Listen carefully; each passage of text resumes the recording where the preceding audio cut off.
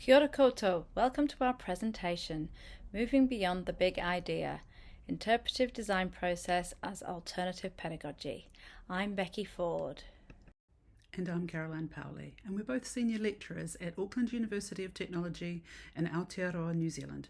Great to be presenting here at AMP's Madrid Focus on Pedagogy.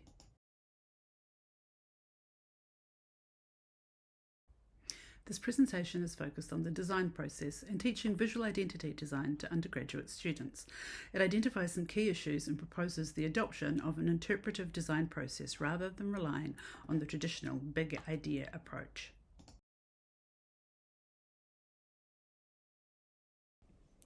Many traditional theories surrounding creativity have one thing in common. They suggest creativity begins in the mind, that the artist or maker has preconceived the work in their head and then they make it, that the body acts only to bring preformed ideas into the material world. This stems from classical theories which are centered around the idea of mimesis, that the finished artwork is seen as a mirror expressing or reflecting the artist's prior thought which existed before its creation, and that the artist's perception of the world has a huge influence on the work and what it represents. What is the big idea? The term comes from the commercial world of advertising in its heyday, popularised by David Ogilvy in the 60s and rooted in Rossa Reeves's unique selling proposition from the 40s. It refers to a single powerful concept that helps a brand stand out and be remembered. Often framed as a eureka or sudden light bulb moment, where a creative concept comes to mind fully formed in a flash of genius. This notion may seem outdated or cliché, but we often observe students waiting for this moment of enlightenment and inspiration to arrive before they begin making, and as a result, visual experimentation is often delayed until they feel confident they have found the right concept. Many design process models present thinking and making as separate activities. The Double Diamond Framework, developed by the Design Council in 2003, is a well-known example that remains influential in design education and professional practice. Within this framework, the big idea, or aha moment, is positioned at the midpoint between the problem space and the solution space. During the define phase, research is analysed and distilled into a single problem statement, marking the transition from understanding the problem to generating solutions. This positioning suggests that a clear insight must emerge before meaningful making can begin, with the develop phase focused on exploring solutions once the problem has been defined. IDEO, the studio at the forefront of design thinking, put the emphasis on thinking before the making in their design thinking process framework, and right in the middle is the light bulb moment when ideas are generated.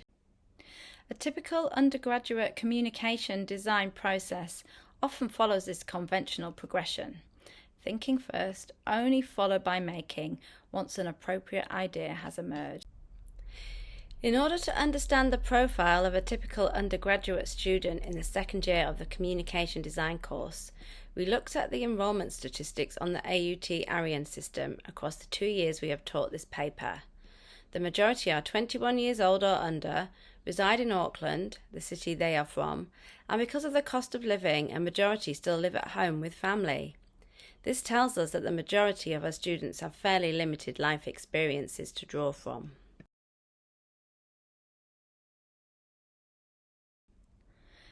Our area of interest for the purpose of this paper are the early stages of the design process, when students are researching, coming up with ideas, and going through the process of visual experimentation.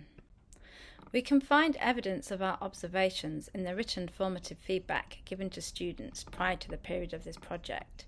Time and time again, we would find ourselves stating that ideas and visual experimentation were cliché, often mimicking existing work, that solutions were not unique to the client's offering, that visual experimentation was safe and there was a lack of risk-taking or iteration, that students seemed to not know where to start and were waiting for an idea to come to them.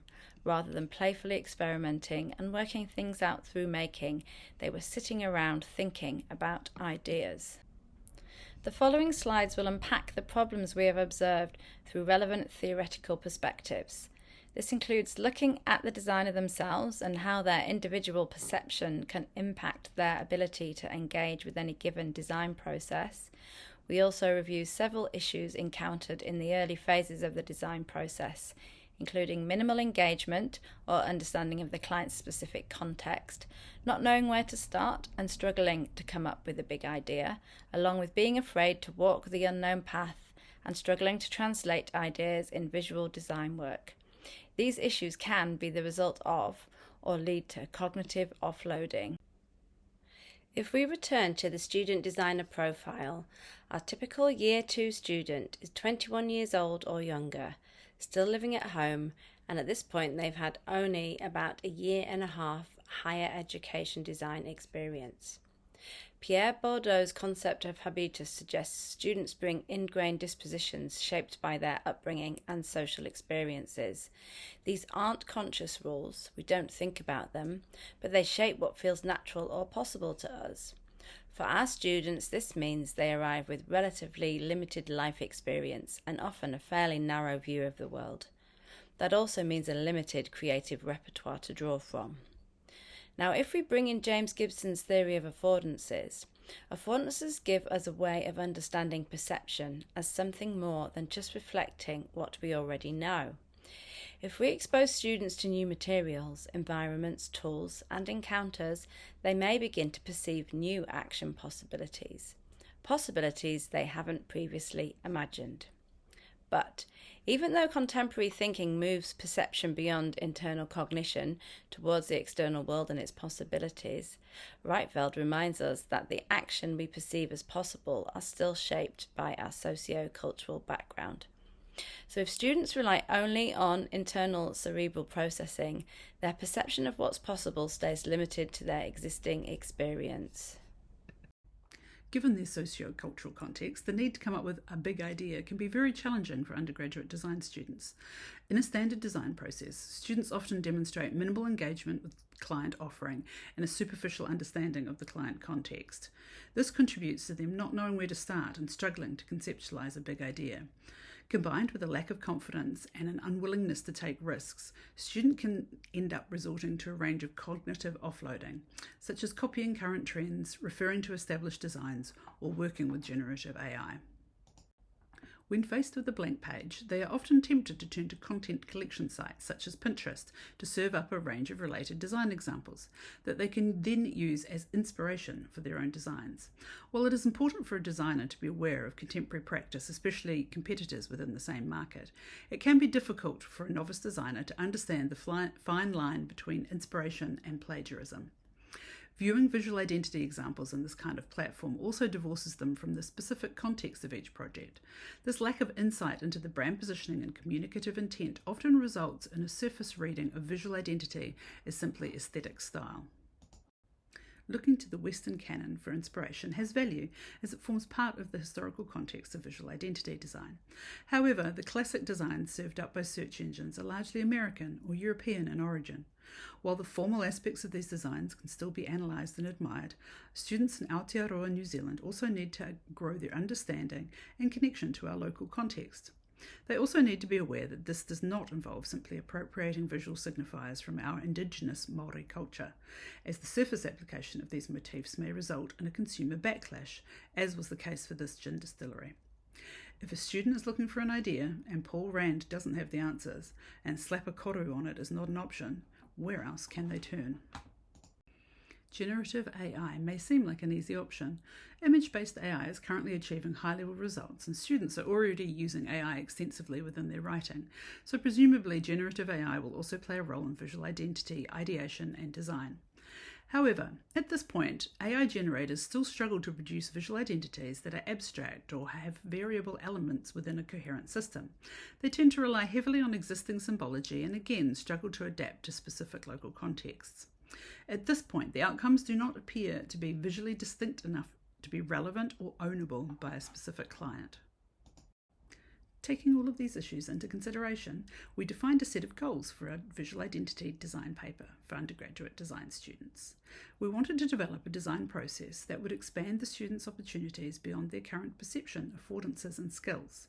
We also wanted to offer a structured and generative process that students could rely on to help them create a range of design options rather than waiting for a single moment of inspiration to strike. We also wanted to prompt students to authentically engage with the client offering and local contexts in order to achieve distinct and authentic design outcomes.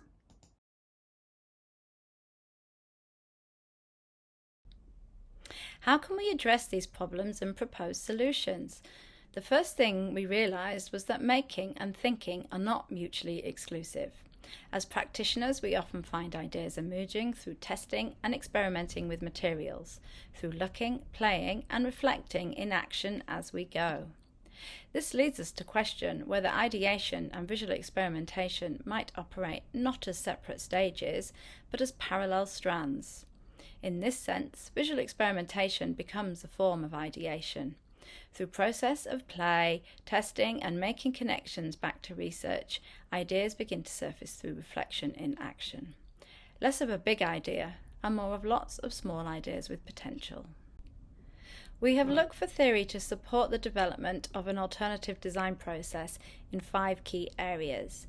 Process-driven design and the conceptual metaphor theory provide an overarching framework for developing an interpretive design process, while primary research, thinking through making, and making new connections are integrated within the process itself. Process-driven design methodologies argue that design is less about having a strong initial idea and more about engaging in a structured process of inquiry. Insight comes from responding to constraints and learning through experimentation. By focusing on process rather than forcing originality, designers can feel liberated from the pressure to constantly be creative. This shift encourages discovery, openness, and more meaningful outcomes, especially for young designers who may feel restricted by the expectation to always begin with a big idea. Our second overarching theoretical reference point is conceptual metaphor theory, which suggests that metaphors are more than an expressive linguistic form, they are a means of structuring our conceptual systems. This is relevant because it suggests that the metaphor we bring to a situation will impact not only our perception of it, but also influence our response to that situation. This can be used positively within a teaching and learning environment. Offering the students a metaphor means that they can map an unfamiliar and complex cognitive task, such as designing a visual identity, onto a simpler and more familiar physical action. This can both increase confidence and open up the design situation, encouraging students to move beyond existing limitations into more innovative outcomes. When looking for a metaphor that could act as a foundation for a process-driven design process, we drew from linguistic translation.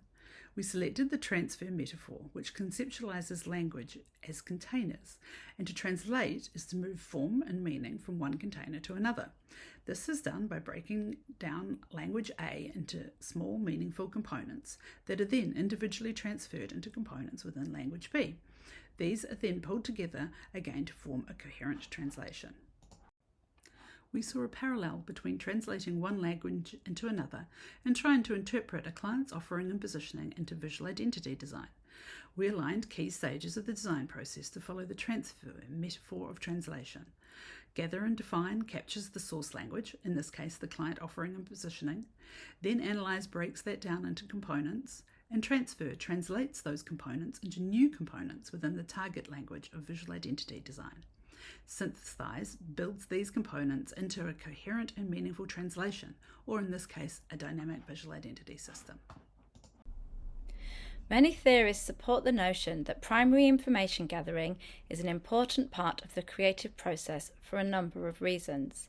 That we learn most about the world from looking and seeing and recording these observations, that this process enables us to discover the unique properties of things, which means we can go beyond what has been discovered by others. Primary research can help us find new and original ideas. This thinking is strongly supported by Professor Alice Twemlow, who states that active first-hand engagement with the world, observing, reporting, participating, is central to rigorous design research.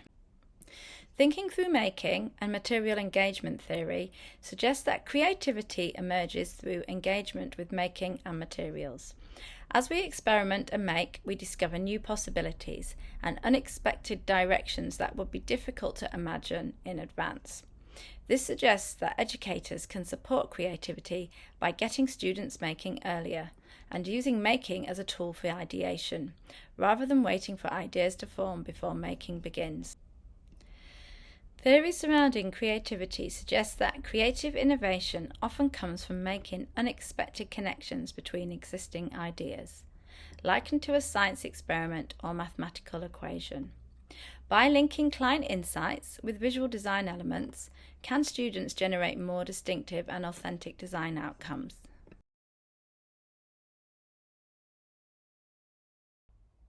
The chosen whakatauki, or Māori proverb, prompts students to consider the positive impact a thoughtfully developed process can have on outcomes. The assignment brief made our goals clear, including the need to engage with the client offering, consider local context, and create designs that are authentically connected to the source material. The visual identity system also needed to be dynamic, to have multiple or variable elements within a single coherent system. For the first iteration, the client was an arthropod museum, Te Aitangi Pepeke, and the second was a Botanic Trust, or Kaitiaki Ho'ota. In the first 5 weeks of the course, students are guided through an interpretive design process based on the transfer metaphor of linguistic translation. This includes 5 stages. The first 2, gather and define, involve gathering and sorting primary and secondary research. The analysis stage is where students identify visual elements, values and propositions, along with behaviours and cycles. They then transfer these components, mixing them with design approaches, relationships and interactions, variables and structures.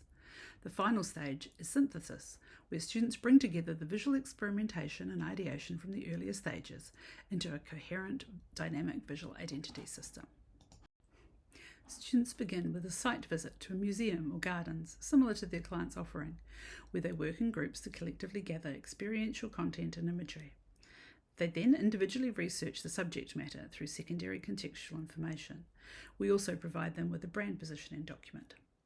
Through this, the students begin to understand the context of the project and begin to identify the specific qualities within the content they have gathered. In the next stage, students start to actively analyse the things that they have gathered and defined to pull this content into individual components. This begins with analogue, then digital visual analysis of the point, line, shape, texture and colour from their visual collections. They also identify values and propositions from the client positioning and behaviours and cycles within their contextual research.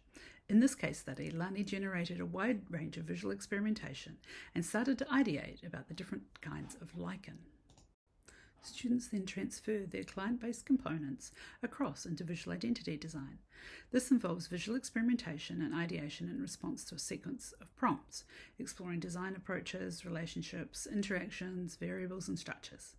By having generated a range of visual experimentation first, the synergies between form and concept emerge in a more organic way, making ideation a more accessible and generative part of the student design process. For Lani, she transferred the shapes of lichen into monograms, structures and patterns. She also made connections between visual overlapping and the concept of interspecies competition and connection that she had identified in the previous analyse stage. In the final step of the interpretive design process, students synthesise their components into a dynamic visual identity system. Here, Lani developed a process where she overlapped a range of shapes based on different kinds of lichen, which produced a set of 4 overlap shapes. She then explored how to use these to produce individual marks and patterns. Following the interpretive design process, students work through iterative cycles of testing and development to extend their dynamic visual identity system and apply it to a range of design outcomes, including a welcome pack, launch animation, and identity guidelines. Lani's final dynamic visual identity system was built from her visual exploration of the shapes of different kinds of lichen, combined with the client's brand value of connection and the idea of competition drawn from her contextual research. Lani applied her dynamic visual identity system as cut-out forms, repeating patterns and overlapping within her final design outputs.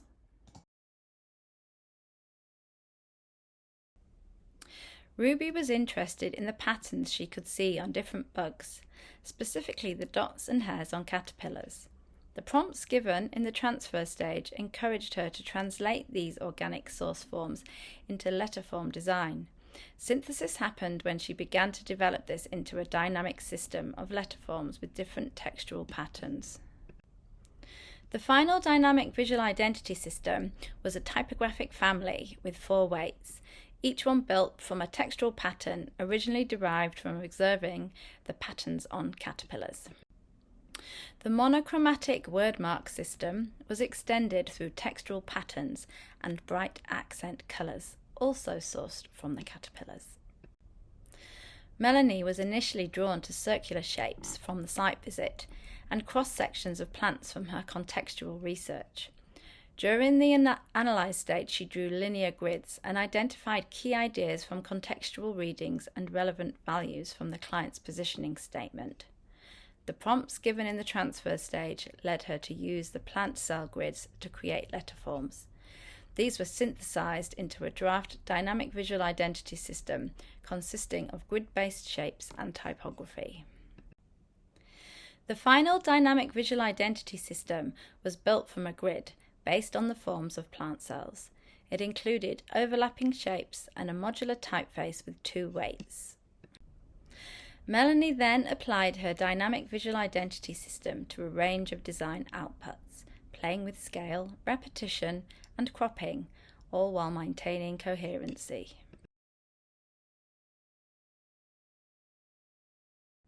We initially identified a number of issues when teaching visual identity design to undergraduate designers and defined several goals in response. When we asked students to reflect on their experience of working through an interpretive design process, there were a number of very positive responses, including comments that aligned to our goals for this new approach. That the experiential nature of the site visit made for a deeper connection to the client offering, that the formalised structure of the interpretive process took them in unexpected but beneficial directions, and that there was a value in exploration rather than simply relying on inspiration.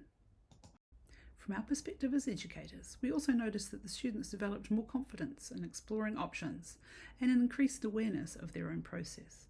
Concerns such as the time involved and the potential impact of emerging AI usage also need consideration. We continue to review and develop this alternative pedagogy based on an interpretive design process. In particular, how we might strengthen the synthesis stage and further enhance connection to our local context. We're also looking to explore the role that generative AI could play in the future and how the field of visual identity design is changing. Thank you for listening.